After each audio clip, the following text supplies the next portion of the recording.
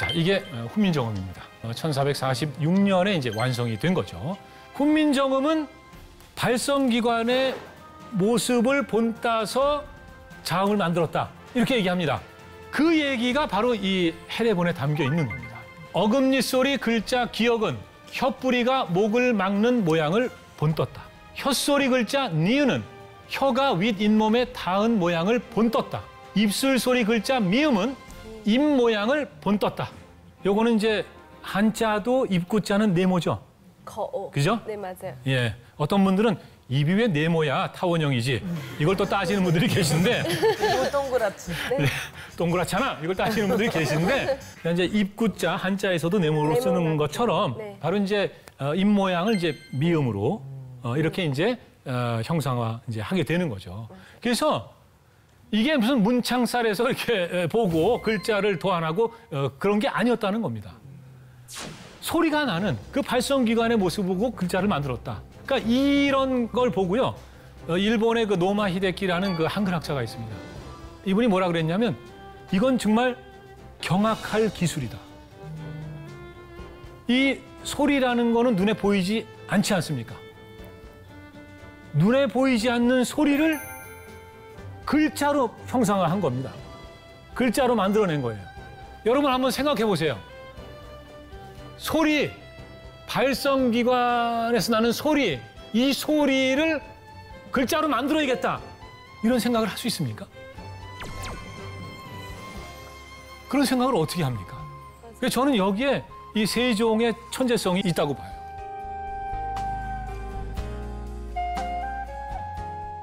이 훈민정음은 자질문자라고 합니다. 자질문자. 이 자질문자라는 건 뭐냐면요. 그러니까 어떤 그 음성적 그 성질, 특징이 그 글자의 형태에 드러난다는 겁니다. 그러니까 그 글자를 보면은 이게 어떤 소리를 갖고 있는지를 알 수 있는 거예요. 여러분이 물론 영어 알파벳 A를 보면 이미 다 공부를 하셨기 때문에 저게 어떤 소리를 갖고 있는지 알죠. 네. 그죠? 그렇지만은 같은 소리의 어떤 연관성 이런 것이 영어 알파벳에는 없습니다. 근데 한글에는 있어요. 그러니까 기역은 우리가 이제 어금니 소리 그 할 때 나는 소리입니다. 그러니까 이제 이런 음성적 자질을 갖고 있어요. 그라는. 그런데 기역이 비슷하게 생겼죠. 네. 기역과 비슷합니다. 그래서 저게 같은 음성적 자질을 갖고 있다는 거예요. 그러니까 그하고 발음할 때와 그하고 발음할 때 전혀 입 모양이 변하지 않습니다. 한번 해보세요. 예. 물론 소리는 거칠어지죠. 그렇지만은 전혀 변하지 않습니다. 그 음성적 성질이. 그리고 쌍기역도 마찬가지예요. 마찬가지입니다. 그래서 이 한글은 저 세 글자가 비슷하다. 그리고 저 비슷한 세 글자는 같은 음성적 성질을 갖고 있구나를 알 수 있다는 겁니다. 이 훈민정음 창제는 아주 그 비밀리에 이루어진 작업입니다. 왜 그러냐면 옛날에 왕이라고 해서 자기가 하고 싶은 일 다 할 수 있는 게 아니거든요. 그 신료들하고 의논을 해야 됩니다. 의논을 해서 신료들이 반대하거나 그러면 또 못할 수도 있는 거예요. 그런데 만일 내가 이 얘기를 먼저 이렇게 공표할 경우에 분명히 반대가 있을 거라고 이분은 예상을 한 겁니다. 그러니까 아무에게도 얘기 안 하고 비밀리에 이 창제 작업을 이제 하신 거죠. 세종실록에 이제 1443년 12월 30일 기록에 훈민정음에 대한 최초의 언급이 나옵니다. 이달의 친히 임금이 언문 28자를 만들었다. 그러니까 이미 만든 거예요. 근데 어떻게 만들었는지 이 과정에 대한 기록은 전혀 없어요. 원래 이 실록에는요, 임금이 한 얘기, 또 임금이 하는 일 이런 게 다 적힙니다. 그런데 훈민정음에 대한 기록은 없어요. 예.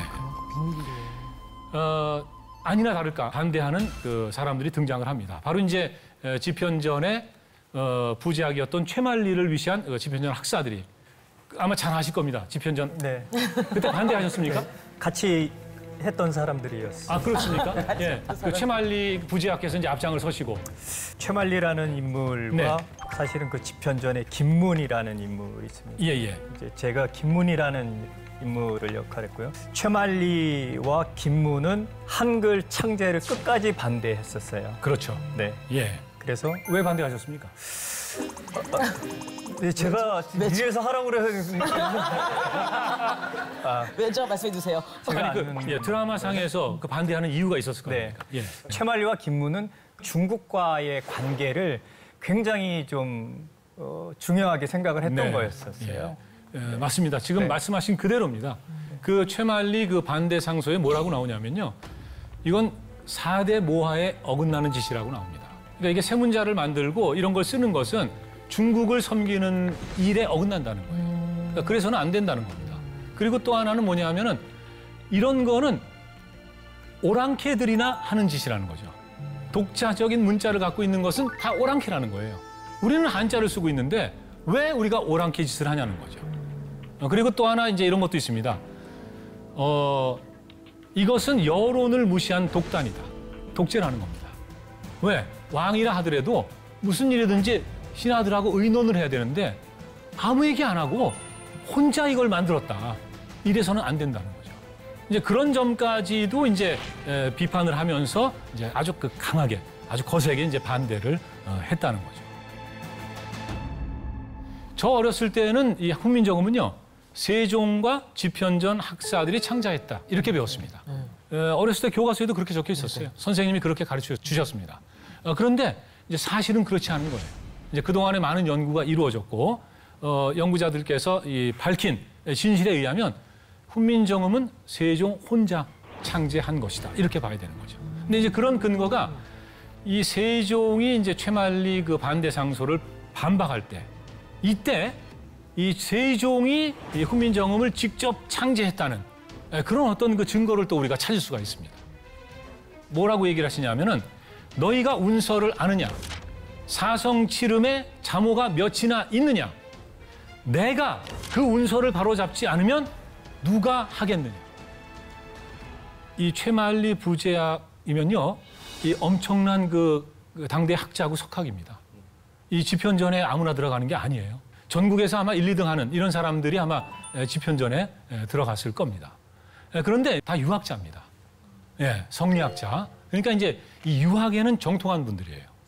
그렇지만은 언어학에 대해서는 문외한이 아니냐. 이렇게 아주 그 세종이 자신만만하게 얘기를 하시는 겁니다. 그럼 반면에 뭐냐? 나는 알고 있다는 거죠. 그래서 이 말을 보면은 이 언어학 전문가로서의 그 이 세종의 자신감, 이런 것을 우리가 이제 확인할 수가 있는 겁니다.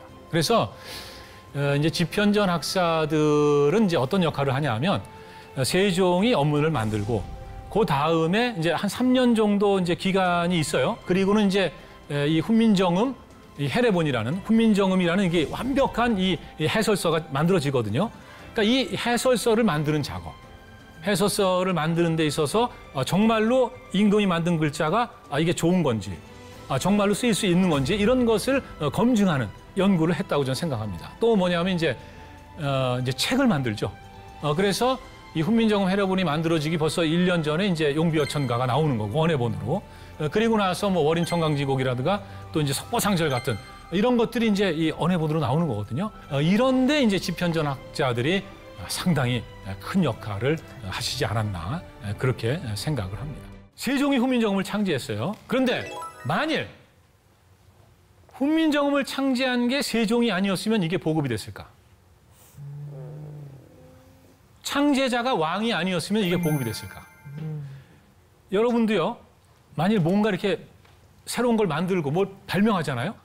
그럼 알리고 싶으시겠죠? 그죠? 네. 알리고 싶어요, 그죠? 네, 네. 근데 이게 알리는 게 쉽지가 않아요. 맞아요. 네, 홍보가 참 어렵다고 하지 않습니까? 맞습니다. 알리는 게 쉽지 않아요. 제가 그 발명 특허가 2개 있습니다. 오, 환자용 독소대하고 휴대용 물병거리라는 건데 아무도 몰라요. 알리고 싶지만 알릴 방법도 없습니다. 저희가 놀랄 걸 보니 정말 몰랐습니다. 그러니까요. 아무도 모르지 않습니까? 네. 예. 그러니까 이런 거예요. 만일 이게 창제자가 왕이 아니었으면 아무리 글자가 좋아도 이게 묻혀버릴 수도 있었다는 거예요. 맞아요. 맞습니다. 보급이 안 됐을 가능성도 있다는 거죠. 뿐만 아니라 과거 시험에도 이 훈민정음을 집어넣습니다. 과거 시험. 사실은 지금도 그런 거죠. 취직 시험 볼 때. 거기 영어가 있으니까 어쩔 수 없이 하고 죽어라 하고 이런 측면이 있지 않습니까? 그렇죠. 예. 그러니까 과거에다가 이제 훈민정음을 집어넣게 되면은 공부를 하게 되는 거죠, 자연스럽게. 예, 그리고 이제 공문서를 또 언문으로 이제 발표를 하고 이제 그러면서 정부에서도 이제 정책적으로 이제 활발히 보급 활동을 하고 그리고 이제 가장 중요한 건 바로 이거라고 생각합니다. 훈민정음은 하루 아침이면은 깨우칠 수 있다. 조금 이렇게 좀 지혜롭지 못한 사람인 경우에는 그래도 뭐 열흘이면 다 이거 배울 수 있다. 이렇게 돼 있지 않습니까? 굉장히 배우기 쉽고 쓰기 쉬운 글자라는 거죠. 그러니까 이게 보급이 활발하게 이루어지는 겁니다. 그래서 이 한글은 백성들에게는 정말 그 축복의 문자였죠. 그러니까 이 한글이 보급되면서 드디어 백성들이 이제 글을 알게 됐고 그리고 이제 책을 읽게 되는 거예요. 그 전까지 책을 읽을 수 있는 사람, 이 독서라는 것은 그냥 이 사대부들, 이 지식인들의 전유물이었던 거죠. 그런데 이제 한글로 인해서 이제 백성들이 글을 쓰게도 되고 이제 책을 읽게도 되는 거죠. 그 1894년에 이제 고종이 훈민정음을 처음으로 국문으로 선포를 합니다. 그러니까 훈민정음 창제되고 정말 수백 년이 흐른 다음에 그때 비로소 이제 국가가 훈민정음을 국문으로 선포하는 거예요. 그래서 이제 정부의 이제 공문서, 공문식은 국문으로 쓰고 필요하면 한문으로 옆에다가 번역을 붙인다. 이렇게 되는 겁니다. 그러니까 그때 비로소 우리 그 조선 사람들이 우리 국문의 어떤 그 가치나 중요함 이런 것을 깨닫기 시작했다는 거죠. 여러분 저 독립신문 하면 아마 서재필 그리고 주시경 이렇게 두 분을 떠올리실 겁니다. 그런데 이 주시경 선생께서 1908년에 국어연구학회라는 거를 만드셨습니다. 그러니까 이제 우리가 이제 본격적으로 정말 과학적으로 우리의 국어를 연구하고 그래서 이제 통일하고 뭔가 그 표준을 만들고 이런 것을 해야겠다는 생각을 하셨던 거죠. 그런데 문제는 뭐냐 하면 1910년에 우리가 일제의 나라를 빼앗기지 않습니까? 국어연구학회란 말을 계속 쓸 수가 없어요. 왜냐하면 나라가 일본으로 바뀌었기 때문에 이제 국어 그러면은 일본어를 연구하는 학회가 되는 겁니다. 그러니까 이름을 바꿔야 되는 거예요. 그래서 이 국어연구학회가 1911년에 배달 말글 모듬 이렇게 바뀝니다. 이제 모듬이라는 건 이제 모임이죠. 그리고 이 배달 말글이 다시 한번 바뀝니다. 한나라 사람들이 쓰는 글. 그래서 한글 모 이렇게 1913년에 이 학회 이름이 바뀌게 되는 거죠. 그러니까 이제 한나라 말을 줄이면 이제 한말이 될 테고 마찬가지로 이제 한나라 글을 줄이면 이제 한글이 되는 거죠. 그러니까 이 한글이라는 이름은 홍길동이 아버지를 아버지라고 못 부르고 형을 형이라고 못 불렀던 것처럼 시대적인 어떤 그 아픔 속에서 이 이름이 이제 탄생을 하게 된 겁니다. 주시경 선생이 1876년생이거든요. 이분이 정말 많은 일을 하실 수 있었는데 1914년에 갑자기 급소하십니다. 이 주시경 선생이 중요하게 생각했던 게 뭐냐 하면은 바로 국문, 그러니까 한글 전용입니다. 조선어를 근대화시키는 거. 이런 것들인데 스승은 돌아가셨지만은 그 제자들이 남아서 그 스승의 뜻을 이어서 계속 활동을 한다는 거죠. 그게 바로 조선어학회입니다. 이분들이 일제 때 하신 일이 중요합니다. 정말 중요해요. 뭐냐면 일제는 이 조선을 이제 식민 지배하면서 단순히 뭐 정치적으로 이렇게 뭐 통치하고 뭐 경제적으로 뭐 착취하거나 수탈하고 이런 게 아니고 그냥 조선 사람들을 일본 사람으로 만들려고 했습니다. 그러면은 가장 빠른 길이 뭐냐? 그것은 조선 사람들로 하여금 일본 말을 쓰게 하면 됩니다. 그리고 일본의 정신 이것을 갖게 하면 되는 거죠. 그래서 이 조선어학회는 이런 거에 맞서서 바로 이제 조선어를 지키는 이제 그런 활동을 했던 거죠. 그런데 학술 단체이기 때문에 예를 들면 뭐 사전을 만든다든가 뭐 그 학술적으로 연구한다든가 또 한글을 보급하고 이런 운동 정도가 허용이 됐던 거죠. 그렇지만은 이제 1938년에 일단 소학교에서 국어, 이 조선어를 수의 과목으로 만들죠. 그건 이제 가르쳐도 되고 안 가르쳐도 되는 겁니다. 수의 과목이라는 건. 그리고 이제 41년이면은 국민학교에서 조선어 과목을 폐지합니다. 43년에는 전 학교에서 조선어 과목을 폐지합니다. 더 이상 안 가르쳐요. 그러니까 바로 이런 분위기. 이 일제가 완전히 일본 사람들을 만들고자 하는 그 동아 정책에 어떤 그 박차를 가던 시기인데 이때 이제 조선어학회 사건이라는 게 발생을 하는 겁니다. 지금 이제 북한이죠. 그 함흥 쪽에 이제 함흥 영생여학교라는 게 있었는데요. 그 여학교에 이제 박영희라는 학생이 있었습니다. 근데 이제 이 여학생의 삼촌이 사실은 무슨 문제가 있어가지고 불신 검문을 당했어요. 그리고 이제 가택 수색을 당하게 됩니다. 근데 이제 그 일본 그 순사들이 와서 집을 뒤지고 수색을 하는데 뭐 안 나오는 거예요, 특별한 게. 그러니까 그 순사 중 하나가 박영희 여학생의 일기장을 책상 위에서 발견하고 그걸 들고 갔습니다.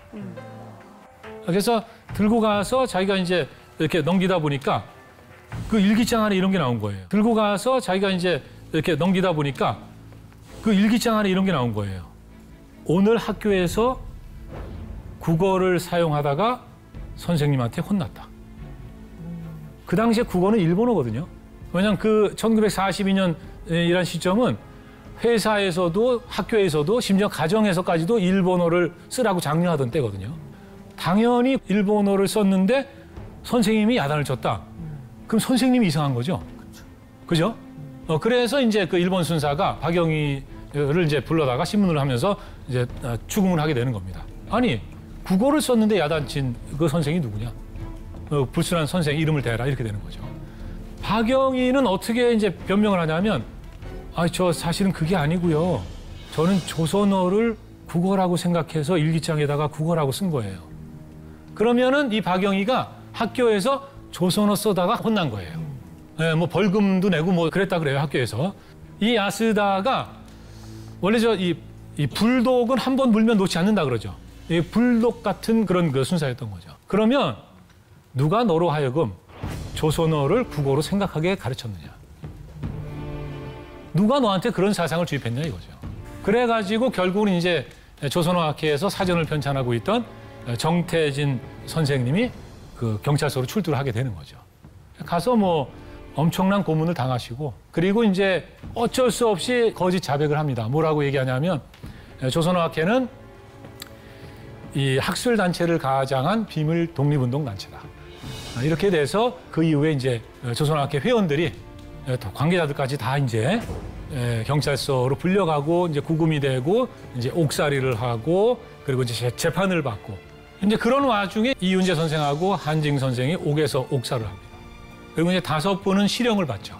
이국로 선생, 최영배 선생, 이희승 선생, 정인승 선생, 그리고 정태진 선생. 이분들이 왜 이렇게 실형을 선고받았냐 하면 이 조선어학회가 이 사전을 편찬하려고 했던 거. 그래서 이 조선어를 수호하려고 했던 거, 지키려고 했던 거. 이런 것들이 다 일본의 국채, 이것을 거스르는 그런 행위라는 거죠. 그리고 이제 그거에 저항해서 조선어학회는 민족어를 지키고, 근데 40년대 초반까지만 해도 일본이 워낙 셌기 때문에 일본이 망할 거라고 생각한 사람들이 거의 없어요. 그러니까 그런 시대에서 살아남으려면은 맘먹기에 따라서 얼마든지 일신의 어떤 아니랄까? 뭐 부귀영화랄까? 이거 뭐 가능한 거죠. 그런데 흥미로운 건 이 조선어학회 분들은요, 한 분도 변절한 분이 없어요. 그리고 창시한 분도 없었습니다. 조선어학회 재판 기록 보면 창시명이 나오는데요. 그게 다 검거돼서 끌려간 다음에 강제로 다 창시당한 거예요. 자발적으로 이분들은 창시 안 했습니다. 그런 분들이었어요. 근데 해방이 됐습니다. 이 해방이 도둑처럼 찾아왔다 이런 얘기도 합니다. 전혀 예상을 못한 거예요. 근데 해방이 됐어요. 그럼 이제 조선어를 다시 회복해야죠. 그리고 이제 학교 문 열어야 되고 학생들 가르쳐야 되잖아요. 그런데 불과 한 달 전까지는 일제 교육을 하고 있었다는 거죠. 그러니까 싹 바꿔야 돼요. 조선말로 가르쳐야 되는 거고. 그래서 교과서도 만들어야죠. 조선말 교과서. 표준말도 정해야 되고 맞춤법 이거 규칙도 만들어야 되고. 그런데 그게 하루 이틀에 끝나는 게 아니거든요. 그래서 조선어학회가 그런 일을 일제 때 정말 이게 사실은 죽어가는 언어인데 그걸 붙들고 그런 일을 했기 때문에 해방 이후에 이 대한민국의 이 교육이 빠르게 정상화가 된 겁니다. 그리고 진짜 이 한글 덕분에 또 대한민국이 빠르게 또 성장을 했죠.